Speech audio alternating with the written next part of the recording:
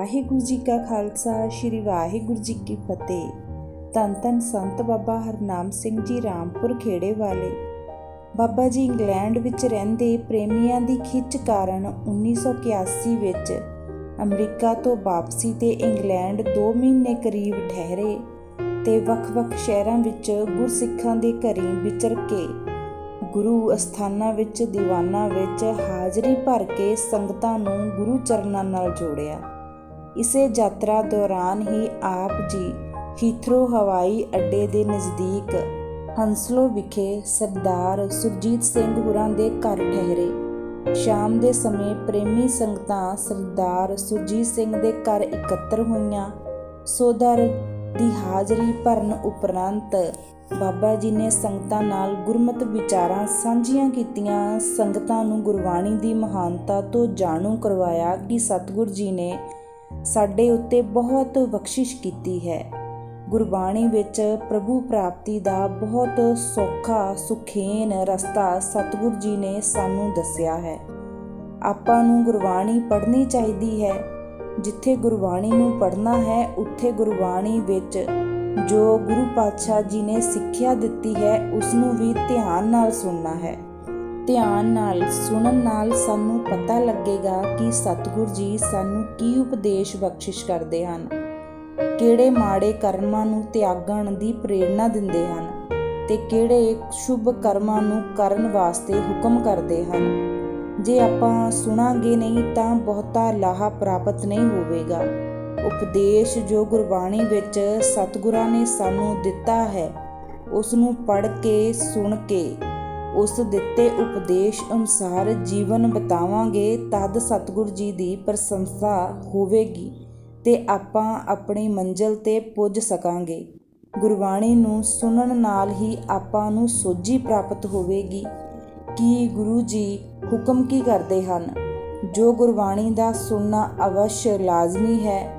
ਜੋ ਸੁਣ ਕੇ ਮੰਨ ਲੈਂਦੇ ਹਨ ਸਤਿਗੁਰੂ ਜੀ ਦਾ ਉਸ ਪ੍ਰਤੀ ਹੁਕਮ ਕਰਦੇ ਹਨ ਕਿ ਮੰਨੇ ਕੀ ਗਤ ਕਹੀ ਨਾ ਜਾਏ। ਸੁਣਿਆ ਮੰਨਿਆ ਮਨ ਕੀਤਾ ਭਉ ਅੰਤਰਗਤ ਤੀਰਥ ਮਲ ਨਾਉ। ਇਸੇ ਲਈ ਹੀ ਸਤਿਗੁਰੂ ਜੀ ਨੇ ਗੁਰਸਿੱਖਾਂ ਨੂੰ ਨਿਤਨੇਮ ਦੀ ਗੁਰਬਾਣੀ ਪੜ੍ਹਨ ਦਾ ਹੁਕਮ ਦਿੱਤਾ ਹੈ। ਗੁਰਬਾਣੀ ਦਾ ਹਰ ਰੋਜ਼ ਪਾਠ ਕਰਨ ਤੇ ਸੁਣਨ ਨਾਲ ਸਾਡੇ ਅੰਦਰੋਂ ਸੂਖਮ ਪਾਪ ਸੰਸਕਾਰਾਂ ਦੀ ਮੈਲ ਲਹਿਣੀ ਸ਼ੁਰੂ ਹੋ ਜਾਂਦੀ ਹੈ। ਗੁਰਬਾਣੀ ਸੁਣ ਮੈਲ ਗਵਾਏ ਸਹਿਜੇ ਹਰ ਨਾਮ ਮਨ ਬਸਾਏ ਰਹਾਓ। ਸਮਾਂ ਪਾ ਕੇ ਆਤਮਾ ਪਵਿੱਤਰ ਹੋ ਜਾਂਦੀ ਹੈ ਤੇ ਹਿਰਦੇ ਵਿੱਚ ਨਾਮ ਦਾ ਬਸਣਾ ਸ਼ੁਰੂ ਹੋ ਜਾਂਦਾ ਹੈ। ਭਟਕਦਾ ਹੋਇਆ ਮਨ ਨਾਮ ਰਸ ਵਿੱਚ ਭਿੱਜ ਕੇ ਆਪਣੇ ਅਸਲੀ ਨਿੱਜ ਘਰ ਵਿੱਚ ਆ ਜਾਂਦਾ ਹੈ ਤੇ ਇਸ ਜੀਵ ਆਤਮਾ ਦਾ ਕਾਰਜ ਪੂਰਾ ਹੋ ਜਾਂਦਾ ਹੈ। ਦੂਸਰੇ ਗੁਰਬਾਣੀ ਦਾ ਪਾਠ ਕਰਨ ਨਾਲ ਸਾਨੂੰ ਨਿਤ ਨਵੀਂ ਸਤਿਗੁਰੂ ਜੀ ਦੀ ਅਗਵਾਈ ਪ੍ਰਾਪਤ ਹੁੰਦੀ ਹੈ। ਜਿੱਥੇ ਗੁਰਬਾਣੀ ਦੇ ਲੜ ਲੱਗਿਆਂ ਪਰਮੇਸ਼ਵਰ ਪ੍ਰਾਪਤੀ ਦਾ ਪੰਥ ਨੇੜੇ ਹੁੰਦਾ ਹੈ ਉੱਥੇ ਮਨ ਨੂੰ ਵੀ ਸਦੀਵੀ ਸ਼ਾਂਤੀ ਮਿਲਦੀ ਹੈ। ਦੁਨਿਆਵੀ ਕੰਮਾਂ ਕਾਰਾਂ ਵਿੱਚ ਵੀ ਅਨੇਕ ਪ੍ਰਕਾਰ ਦੇ ਵਿਘਨਾਂ ਦਾ ਨਾਸ਼ ਹੁੰਦਾ ਹੈ। ਜਿੱਥੇ ਗੁਰਬਾਣੀ ਪੜ੍ਹੀ ਜਾਵੇ ਉੱਥੇ ਕੋਈ ਜੰਤਰ ਮੰਤਰ ਟੂਣਾ ਜਾਂ ਕੋਈ ਭੈੜੀ ਆਤਮਾ ਅਸਰ ਨਹੀਂ ਕਰ ਸਕਦੀ। ਗੁਰਬਾਣੀ ਸਾਡੇ ਲੋਕ ਪ੍ਰਲੋਕ ਸਵਾਰਦੀ ਹੈ। ਜੋ ਗੁਰਬਾਣੀ ਪੜ੍ਹਦੇ ਹਨ ਉਹ ਧੰਨਤਾ ਦੇ ਯੋਗ ਹਨ। ਜੋ ਅਜੇ ਗੁਰਬਾਣੀ ਤੋਂ ਵਾਂਝੇ ਹਨ ਉਹਨਾਂ ਨੂੰ ਜ਼ਰੂਰ ਗੁਰਬਾਣੀ ਦਾ ਪਾਠ ਕਰਨਾ ਚਾਹੀਦਾ ਹੈ। ਗੁਰਮਤਿ ਵਿਚਾਰਾਂ ਸਮਾਪਤ ਹੋਣ ਉਪਰੰਤ ਸੰਗਤ ਨੇ ਲੰਗਰ ਛਕਿਆ ਤੇ ਸਹਿਜੇ ਸਹਿਜੇ ਸੰਗਤ ਵਿਦਾ ਹੋ ਗਈ। ਪਰ ਇੱਕ ਮਾਤਾ ਜਿਸ ਦਾ ਨਾਮ ਹਰਨਾਮ ਕੌਰ ਸੀ ਉਹ ਸੰਗਤ ਦੀ ਵਿਦਾਈ ਤੋਂ ਪਿੱਛੋਂ ਠਹਿਰ ਗਈ ਤੇ ਬਾਬਾ ਜੀ ਪਾਸ ਆ ਕੇ ਬੇਨਤੀ ਕੀਤੀ ਕਿ ਮਹਾਰਾਜ ਜੀ ਆਪ ਜੀ ਨੇ ਕਾਫੀ ਸਮਾਂ ਗੁਰਬਾਣੀ ਦੀ ਮਹਾਨਤਾ ਦਰਸਾਉਣੀ ਕੀਤੀ ਹੈ। ਮੈਂ ਵੀ ਹਰ ਰੋਜ਼ ਪਾਠ ਕਰਦੀ ਹਾਂ ਅਤੇ ਗੁਰੂ ਮਹਾਰਾਜ ਜੀ ਦਾ ਅਖੰਡ ਪਾਠ ਵੀ ਕਰ ਲੈਂਦੀ ਹਾਂ। ਕਿਸੇ ਪ੍ਰੇਮੀ ਦੇ ਘਰ ਅਖੰਡ ਪਾਠ ਸਾਹਿਬ ਦਾ ਪਾਠ ਹੋਵੇ ਤਾਂ ਬਿਨਾਂ ਭੇਟਾ ਲਏ ਤੋਂ ਮਹਾਰਾਜ ਜੀ ਦੀ ਬਾਣੀ ਦੀਆਂ ਰੌਲਾਂ ਲਾਉਂਦੀ ਹਾਂ। ਸਾਡੇ ਘਰ ਵਿੱਚ ਬਹੁਤ ਵੱਡੀ ਪਰੇਸ਼ਾਨੀ ਹੈ ਜਿਸ ਤੋਂ ਅਸੀਂ ਸਾਰਾ ਪਰਿਵਾਰ ਬਹੁਤ ਦੁਖੀ ਹਾਂ। ਬਾਬਾ ਜੀ ਨੇ ਬੀਬੀ ਨੂੰ ਪੁੱਛਿਆ ਕਿ ਕੀ ਪਰੇਸ਼ਾਨੀ ਹੈ। ਗੁਰਬਾਣੀ ਪੜ੍ਹਨ ਸੁਣਨ ਵਾਲੇ ਦੀਆਂ ਤਾਂ ਸਾਰੀਆਂ ਪਰੇਸ਼ਾਨੀਆਂ ਚਾਹੀਦੀਆਂ ਹਨ। ਮਾਤਾ ਹਰਨਾਮ ਕੌਰ ਨੇ ਆਖਿਆ ਕਿ ਸਾਡੇ ਘਰ ਵਿੱਚ ਜੋ ਵੀ ਨਵਾਂ ਕੱਪੜਾ ਲਿਆਈਦਾ ਹੈ ਉਹ ਜਾਂ ਤਾਂ ਕੱਟਿਆ ਹੁੰਦਾ ਹੈ ਜਾਂ ਉਸ ਵਿੱਚ ਜਿਵੇਂ ਅੱਗ ਦਾ ਸੇਕ ਲੱਗਣ ਨਾਲ ਛੇਕ ਹੁੰਦੇ ਹਨ, ਇਸ ਤਰ੍ਹਾਂ ਹੋ ਜਾਂਦੇ ਹਨ। ਕਈ ਵਾਰੀ ਤਾਂ ਬੱਚਿਆਂ ਦੇ ਪਾਉਣ ਵਾਲੇ ਕੱਪੜੇ ਵੀ ਨਹੀਂ ਬਚਦੇ। ਸਾਰੇ ਘਰ ਵਿੱਚ ਬਹੁਤ ਜ਼ਿਆਦਾ ਸਹਿਮ ਬਣਿਆ ਹੋਇਆ ਹੈ ਤੇ ਕਾਫੀ ਨੁਕਸਾਨ ਹੋ ਰਿਹਾ ਹੈ, ਜਿਸ ਕਾਰਨ ਅਸੀਂ ਸਾਰੇ ਪਰੇਸ਼ਾਨ ਹਾਂ। ਬਾਬਾ ਜੀ ਕਹਿਣ ਲੱਗੇ, ਬੀਬੀ ਜੀ, ਜਿਸ ਤਰ੍ਹਾਂ ਤੁਸੀਂ ਦੱਸਦੇ ਹੋ ਕਿ ਤੁਸੀਂ ਨਿਤਨੇਮ ਵੀ ਕਰਦੇ ਹੋ ਤੇ ਹੋਰ ਬਾਣੀ ਵੀ ਪੜ੍ਹਦੇ ਹੋ, ਜਿਸ ਘਰ ਵਿੱਚ ਬਾਣੀ ਦਾ ਨਿਤਨੇਮ ਹੁੰਦਾ ਹੋਵੇ ਉੱਥੇ ਇਸ ਤਰ੍ਹਾਂ ਦੀ ਕੋਈ ਗੱਲ ਨਹੀਂ ਹੋਣੀ ਚਾਹੀਦੀ। ਮਾਤਾ ਜੀ ਕਹਿਣ ਲੱਗੇ, ਬਾਬਾ ਜੀ, ਮੈਂ ਤਾਂ 1-2 ਮਹਾਤਮਾ ਦੇ ਕਹਿਣ ਤੇ ਘਰ ਵਿੱਚ ਸ਼੍ਰੀ ਅਖੰਡ ਪਾਠ ਸਾਹਿਬ ਵੀ ਕਰਵਾਏ ਹਨ, ਪਰ ਫਰਕ ਕੁਝ ਨਹੀਂ ਪਿਆ। ਬਾਬਾ ਜੀ ਮਾਤਾ ਦੀ ਗੱਲ ਸੁਣ ਕੇ ਸੋਚੀ ਪੈ ਗਏ ਤੇ ਕੁਝ ਦੇਰ ਚੁੱਪ ਰਹਿਣ ਉਪਰੰਤ ਬੋਲੇ, ਮਾਤਾ, ਕੋਈ ਕਸਰ ਹੈ? ਜਿੱਥੇ ਗੁਰਬਾਣੀ ਦਾ ਪਾਠ ਹੋ ਜਾਵੇ ਉੱਥੇ ਇਸ ਤਰ੍ਹਾਂ ਦੀਆਂ ਭੈੜੀਆਂ ਰੂਹਾਂ ਦਾ ਅਸਰ ਨਹੀਂ ਹੋਣਾ ਚਾਹੀਦਾ। ਮਾਤਾ ਕਹਿਣ ਲੱਗੀ ਕਿ ਸਾਰਾ ਕੁਝ ਕਰਨ ਤੋਂ ਬਾਅਦ ਵੀ ਇਹ ਕੁਝ ਹੋ ਰਿਹਾ ਹੈ। ਬਾਬਾ ਜੀ ਥੋੜੀ ਦੇਰ ਚੁੱਪ ਰਹਿ ਕੇ ਬੋਲੇ, ਮਾਤਾ, ਤੇਰੇ ਘਰ ਵਿੱਚ ਤੇਰੇ ਬੱਚੇ ਮਾਸ ਸ਼ਰਾਬ ਤਾਂ ਨਹੀਂ ਵਰਤਦੇ? ਮਾਤਾ ਕਹਿਣ ਲੱਗੀ ਕਿ ਬੱਚੇ ਸ਼ਰਾਬ ਵੀ ਪੀਂਦੇ ਹਨ ਤੇ ਮਾਸ ਵੀ ਖਾਂਦੇ ਹਨ, ਜਿਸ ਕਰਕੇ ਘਰ ਵਿੱਚ ਮਾਸ ਆਮ ਬਣਦਾ ਹੈ, ਪਰ ਮੈਂ ਨਹੀਂ ਵਰਤਦੀ। ਬਾਬਾ ਜੀ ਨੇ ਮਾਤਾ ਨੂੰ ਉੱਤਰ ਦਿੱਤਾ ਕਿ ਇਹ ਹੀ ਊਣਤਾ ਹੈ। ਜੇ ਤੇਰੇ ਬੱਚੇ ਤੇ ਪਰਿਵਾਰ ਵਿੱਚ ਕਲੇਸ਼ ਤੋਂ ਛੁਟਕਾਰਾ ਚਾਹੁੰਦੇ ਹਨ ਤਾਂ ਉਹਨਾਂ ਨੂੰ ਕਹਿ ਦੇਣਾ ਕਿ ਮਾਸ ਸ਼ਰਾਬ ਦਾ ਤਿਆਗ ਕਰ ਦੇਣ ਤੇ ਘਰ ਵਿੱਚ ਇਹਨਾਂ ਚੀਜ਼ਾਂ ਦਾ ਪ੍ਰਵੇਸ਼ ਤੱਕ ਨਹੀਂ ਕਰਨਾ।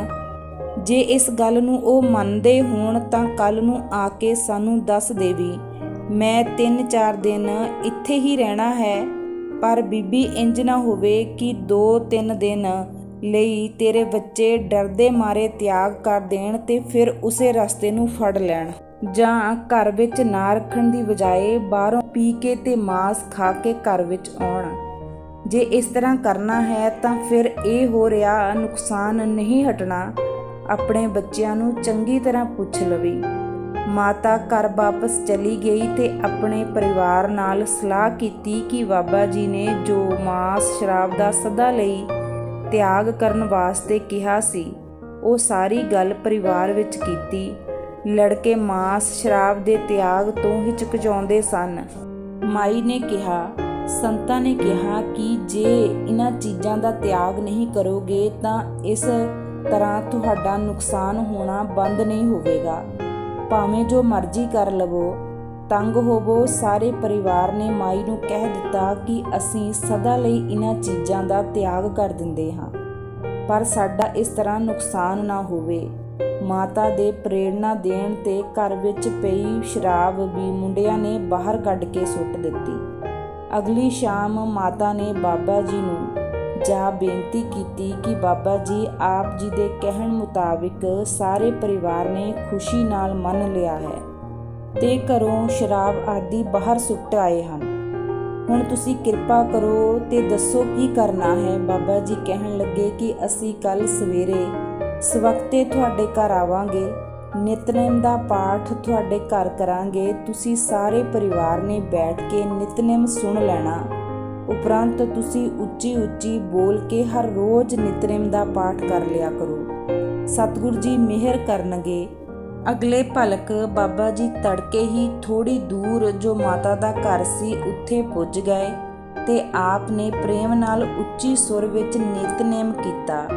ਸਾਰੇ ਪਰਿਵਾਰ ਨੇ ਸੁਣਿਆ। ਸਮਾਪਤੀ ਉਪਰੰਤ ਅਰਦਾਸ ਕੀਤੀ ਤੇ ਬਾਬਾ ਜੀ ਨੇ ਸਾਰੇ ਪਰਿਵਾਰ ਨੂੰ ਗੁਰਬਾਣੀ ਪੜ੍ਹਨ ਤੇ ਤਾਮਸੀ ਖੁਰਾਕ ਦਾ ਤਿਆਗ ਕਰਨ ਦਾ ਪ੍ਰਣ ਲਿਆ ਤੇ ਕਿਹਾ ਕਿ ਜੇ ਤੁਸੀਂ ਬਚਨ ਤੇ ਪੂਰੇ ਰਹੇ ਤਾਂ ਅੱਜ ਤੋਂ ਬਾਅਦ ਤੁਹਾਡੇ ਘਰ ਵਿੱਚ ਕੋਈ ਅਜਿਹਾ ਨੁਕਸਾਨ ਨਹੀਂ ਹੋਵੇਗਾ। ਜੇ ਤੁਸੀਂ ਫਿਰ ਮਾਸ ਸ਼ਰਾਬ ਦੀ ਵਰਤੋਂ ਕਰਨ ਲੱਗ ਪਏ ਜਾਂ ਬਾਹਰੋਂ ਖਾ ਪੀ ਕੇ ਘਰ ਵਿੱਚ ਆਏ ਤੇ ਕੀਤੇ ਬਚਨ ਦੀ ਉਲੰਘਣਾ ਕੀਤੀ, ਫਿਰ ਜ਼ਿੰਮੇਵਾਰੀ ਤੁਹਾਡੀ ਹੋਵੇਗੀ। ਜੇ ਆਪਾਂ ਬਾਣੀ ਵੀ ਪੜ੍ਹੀ ਜਾਈਏ, ਨਾਲ ਇਹਨਾਂ ਚੀਜ਼ਾਂ ਦੀ ਵਰਤੋਂ ਵੀ ਕਰੀ ਜਾਈਏ, ਫਿਰ ਬਾਣੀ ਦਾ ਵੀ ਅਸਰ ਨਹੀਂ ਹੁੰਦਾ ਤੇ ਭੈੜੀਆਂ ਰੂਹਾਂ ਵੀ ਪਿੱਛਾ ਨਹੀਂ ਛੱਡਦੀਆਂ। ਪਰਿਵਾਰ ਨੇ ਦੁੱਖਾਂ ਤੋਂ ਛੁਟਕਾਰੇ ਲਈ ਸਾਰੀਆਂ ਸ਼ਰਤਾਂ ਬੜੀ ਖੁਸ਼ੀ ਨਾਲ ਮੰਨ ਲਈਆਂ ਤੇ ਸਾਰੇ ਹਰ ਰੋਜ਼ ਨਿਤਨੇਮ ਕਰਨ ਤੇ ਸੁਣਨ ਲੱਗ ਪਏ।